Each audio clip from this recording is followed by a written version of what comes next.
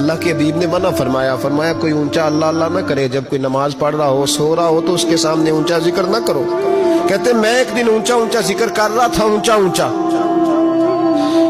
اونچا میں ذکر کر رہا تھا، کیونکہ عشق لگا سی کھیڈا کھیڈ دینوں تے مینوں کھیڈا بھول گئیاں، میں کجل پایا سی یار دے ویکھنے نوں، پھر او دی یاد وچ روندے آئی ڈل گئیاں، حیدر شاہ اس گلی کدے نہ رول دی، پر ہن تے رول گئیاں۔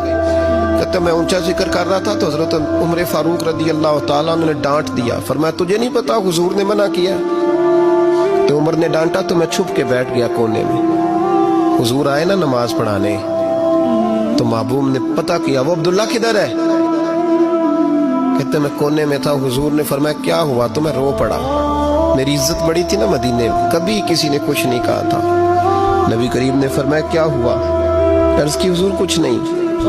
پھر بھی بتاؤ؟ کہتے میں رو پڑا، میں نے کہا یا رسول اللہ میری غلطی تھی تو سیدنا فاروق اعظم نے ڈانٹ دیا ہے۔ فرمایا ہوا کیا؟ یا رسول اللہ میں اونچا ذکر کر رہا تھا، اور بات بھی ٹھیک ہے، کچھ لوگ قریب نماز پڑھ رہے تھے، حضرت عمر نے منع کیا، نبی کریم علیہ السلام نے فرمایا بلاؤ نہ ذرا عمر کو۔ خود قانون حضور نے بنایا ہے کہ اونچا ذکر نہ کرے جب کوئی نماز پڑھ رہا، بلاؤ نہ عمر کو۔ جناب عمر آئے تو حضور نے فرمایا عمر میرے عبداللہ کو کوئی نہ ڈانٹے، کسی ان پڑھ سے، کسی دیہاتی سے، کسی بھولے سے انداز دیکھے حضور کا، اسے کوئی نہ ڈانٹے۔ پھر حضور نے فرمایا تمہیں پتہ ہے یہ میرے لیے کتنی تکلیفیں برداشت کر کے آیا؟ صحابہ فرماتے ہیں یہ خوش نصیب ہے جس کی روح بھی محبوب کے ہاتھوں میں نکلی۔ اور جب جنازہ اٹھا تو حضور کی داڑھی سے ہم نے آنسوؤں کے قطرے ٹپکتے دیکھے۔ مدینے میں رواج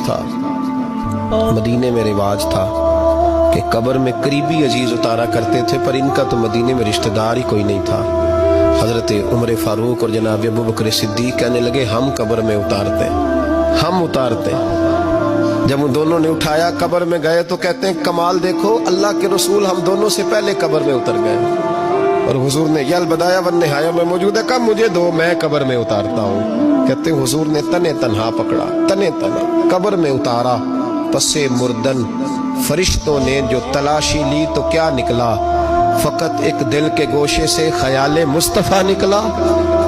نبی کریم علیہ السلام نے قبر میں رکھا اور ساتھ فرمایا اے اللہ میں آج شام تک اس سے راضی تھا، تو بھی اپنے کرم سے اس سے راضی ہو جا۔